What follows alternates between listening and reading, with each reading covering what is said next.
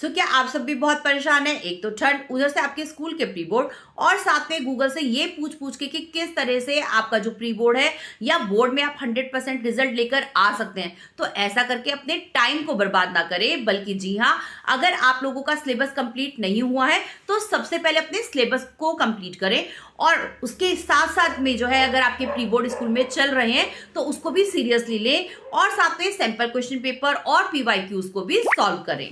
Hello बच्चों, welcome to bio bytes. बिना कुछ देर लगाए फटाफट से स्टार्ट करते हैं हम अपनी ब्लड वेसल्स को, जो कि पार्ट है आपके सर्कुलेटरी सिस्टम का। तो चलो फिर देर किस बात की, तो फटाफट से स्टार्ट करते हैं। चलो स्टार्ट करते हैं अपनी ब्लड वेसल्स को। तो देखो, जो हमारा ह्यूमन बीइंग का जो सर्कुलेटरी सिस्टम होता है वो क्लोज सर्कुलेटरी सिस्टम होता है, यानी जो हमारा ब्लड होता है वो मूव करता है वेसल्स में। ठीक है, तो अब जो वेसल्स होती है वो होती है टोटल 3 टाइप्स की। फर्स्ट होती है आपकी आर्टरी, यहाँ पे देख सकते हैं आर्टरी, देन वेन्स, और फिर उसके बाद आती है कैपिलरीज। तो अब पहले आपको ये समझना पड़ेगा कि आखिर ये जो वेसल्स है वो कहां से निकल रही है। वो निकल रही है हार्ट से। देखो, जो आपका हार्ट है, हार्ट से जो ब्लड निकल कर जाता है तो किसके थ्रू जाता है, यहाँ पे देख सकते हो आर्टरी। ठीक है, तो यहां पर एक पूरा का पूरा आपको साइकिल दिख रहा है, जहां पे आप देख सकते हो कि हार्ट जो है एक पंपिंग ऑर्गन है, और क्योंकि हार्ट से जब ब्लड निकल के ऑक्सीजनेटेड ब्लड जाता है तो ये आर्टरीज के थ्रू, अरोटा के थ्रू बाहर जाता है। ठीक है, और इसको क्या बोलते हैं, आर्टरीज। फिर आर्टरीज जो है आगे ब्रांच होती है वो आर्ट्रियोल्स में, और फिर उसके बाद आती है कैपिलरी। कैपिलरी के बाद आपको दिखेगा वेन्यूल, और उसके बाद वेन्स। ठीक है, और क्योंकि वेन्स के पास होता है डीऑक्सीजनेटेड ब्लड, तो ये वाला ब्लड जो है पहुंचता है दोबारा से आपके हार्ट के पास में। तो इस तरह से आप इस साइकिल को चेक कर सकते हो, और चेक कर सकते हो रिलेशनशिप को किसकी, भला डिफरेंट टाइप ऑफ आपके ब्लड वेसल्स की। ये शो करती है कि आपकी सारे के सारे जो ट्यूब्स हैं, सारे के सारे जो ब्लड वेसल्स हैं वो किस तरह से कनेक्टेड हैं। तो इसका आप स्क्रीनशॉट भी ले सकते हैं। यहां पर अब हम एक एक करके करेंगे आपकी आर्टरीज को, वेन्स को और कैपिलरीज को डिटेल स्टडी। तो यहां पर ले लिया है मैंने डायग्राम। आपका फर्स्ट डायग्राम है आपका आर्टरीज का। ठीक है, तो यहां पर जो इसका ट्रांसफर सेक्शन है आपकी आर्टरी का, तो आपका जो आर्टरी होती है ये मस्कुलर वॉल होती है। ठीक है, अब क्योंकि इसके अंदर ऑक्सीजनेटेड ब्लड मूव करता है, क्योंकि आपकी आर्टरी के अंदर जो है ऑक्सीजनेटेड ब्लड मूव करता है, इसकी वॉल मस्कुलर होती है, इसी वजह से आपका इसका जो ल्यूमेन है, ठीक है ना, ये देखिए ल्यूमेन इसका बहुत ही नैरो होता है, बहुत ज्यादा बड़ा नहीं होता एज कंपेयर टू आपके वेन्स के। देखिए वेन्स के बीच का ल्यूमेन कितना बड़ा है, जबकि यहां पर जो इसका ल्यूमेन है वो साइज क्या है, छोटा है। ठीक है, अब बात करते हैं इसकी जो मस्कुलर वॉल है इसकी, आखिर ये किसकी बनी हुई है। तो इसकी जो मस्कुलर वॉल होती है वो 3 लेयर्स की बनी होती है। फर्स्ट वाली लेयर होती है इसकी एक्सटर्नल लेयर जो होती है, इसको बोलते हैं ट्यूनिका एक्सटर्ना, जो कि बनी होती है आपकी कनेक्टिव टिश्यू की। ठीक है, ट्यूनिका एक्सटर्ना जो है ये बनी हुई है आपकी कनेक्टिव टिश्यू की। इसके बाद हम अंदर की साइड में चलते हैं जो कि मिडल लेयर है। तो देखिए, जो इसका मिडल वाला लेयर है ये बना होता है आपका मसल्स का, स्मूथ मसल्स का।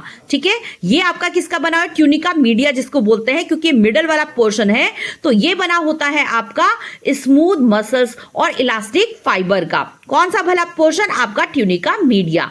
इसके बाद आती है आपकी चांस जो है अंदर वाली लेयर की, जिसको बोला जाता है ट्यूनिका इंटीमा। तो ये जो ट्यूनिका इंटीमा है जो कि बिल्कुल अंदर की साइड में ट्यूनिका इंटरना हुआ एंडोथीलियम का बना हुआ तो है ही है। तो यहां पर आप देख सकते हैं कि किस तरह से जो है ये तीनों की तीनों जो लेयर्स हैं हमारी आर्टरीज की मस्कुलर वॉल को बनाने में हेल्प करती हैं। ठीक है, जिसकी वजह से जो इसका ल्यूमन का साइज है वो बहुत छोटा हो जाता है। चलो आप डिटेल करते हैं अपनी वेन्स को। तो वेन्स को अगर आप चेक करते हो तो वेन्स की जो लेयर होती है एज कंपेयर टू आपकी आर्टरी वाली मस्कुलर वॉल के कंपैरेटिवली थोड़ी सी थिन होती है। तो यहां पर जो वेन है, वेन्स के पास जो होती है थिन मस्कुलर वॉल होती है, इनके पास भी तीनों की तीनों लेयर प्रेजेंट होती है, यानी ट्यूनिका एक्सटर्ना, ट्यूनिका मीडिया और ट्यूनिका इंटरना इंटीमा। ठीक है, तो ये तीनों की तीनों लेयर जो है वो इनके पास प्रेजेंट है, लेकिन यहां पर जो इनकी लेयर है वो थोड़ी सी थिन होती है, जिसकी वजह से जो अंदर का जो ल्यूमेन होता है वो ब्रॉड हो जाता है, क्योंकि यहां पर जो ब्लड है ये फ्लो करता है यूनिफॉर्मली। तो यहां पर देखिए, यहां पर क्योंकि आपका जो वेन्स होती है ये डीऑक्सीजनेटेड ब्लड को कैरी करती हैं, और जो वेन्स होती हैं ये डीऑक्सीजनेटेड ब्लड को कैरी कर कर पहुंचाती हैं आपके हार्ट को वापस। कौन सा वाला ब्लड, डीऑक्सीजनेटेड ब्लड को हार्ट के पास वापस पहुंचाती हैं। तो इसीलिए यहां पर बैकफ्लो ना हो तो इनकी जो अंदर की साइड में इनकी जो वॉल होती है बेटा, यहाँ पे वॉल प्रेजेंट होते हैं।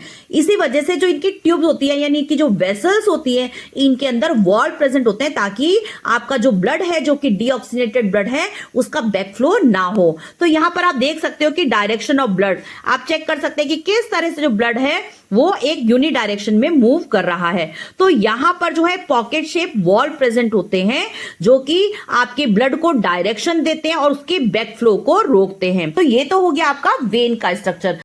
तो चलो अब बात करते हैं हम कैपिलरीज की। तो देखिए जो कैपिलरीज होती हैं वो आर्टरीज और वेन्स के बीच में एग्जिस्ट करती हैं, और क्योंकि ये जो कैपिलरीज होती है ये सिंगल स्क्वेमोज एपिथेलियल टिश्यू की बनी हुई होती है, इनके पास बाकी सारी लेयर्स नहीं होती है, मस्कुलर नहीं होती, कोई मसल्स भी इसके पास यानी कैपिलरीज में प्रेजेंट नहीं होते। और साथ में आपकी जो कैपिलरीज होती हैं इनका काम होता है वेसोडाइलेशन और वेसो कंस्ट्रिक्शन का, यानी इनके पास पावर होती है कि ये कॉन्स्ट्रिक्ट भी कर सके और साथ में वो डायलेट भी कर सकें। तो चलो अब डिटेल करते हैं इस वाले डायग्राम को, कैपिलरी के डायग्राम को। तो देखिए कैपिलरीज जैसे मैंने अभी आपको बताया कि आर्टरी और वेन्स के बीच का एक जंक्शन है। तो यहां पर जो आपकी आर्टरीज है, पहले आर्ट्रियोल, और आर्ट्रियोल आगे खुल रहा है किसमें, कैपिलरीज में, और कैपिलरीज आगे चल के चलेगा किसमें, वेन्योल में ओपन हो जाएगा। तो कैपिलरीज जो है आपकी वो जंक्शन है किसके बीच में, आर्ट्रियोल के बीच में और साथ में आपके वेन्योल के बीच का जंक्शन है। तो यहां पर सारे की सारी जो गैसेज होंगी, गैसेज का डिफ्यूजन होता है। और जैसे मैंने अभी आपको बताया कि जो आपकी कैपिलरीज होती है वो बहुत ही ज्यादा नैरो होती है, जो कि स्क्वेमोज एपिथेलियल टिश्यू की बनी होती है। तो जो इसका स्क्वेमोज एपिथेलियल टिश्यू की बनी होती है, तो यहां पर जो होता है ये वाटर और साथ में डिसॉल्व सब्सटेंस को भी क्या करती है, ये परमिएबल होती है, ठीक है, ताकि जो है ये एक्सचेंज कर सके। सो इसके बाद जो आपकी ये जो कैपिलरीज हैं ये कहां पर ड्रेन आउट होंगे, ये खुलते हैं आपकी वेन्योल में। So this is in total about आपकी आर्टरीज, वेन्स एंड कैपिलरीज, जो कि आपका पार्ट है सर्कुलेटरी सिस्टम का।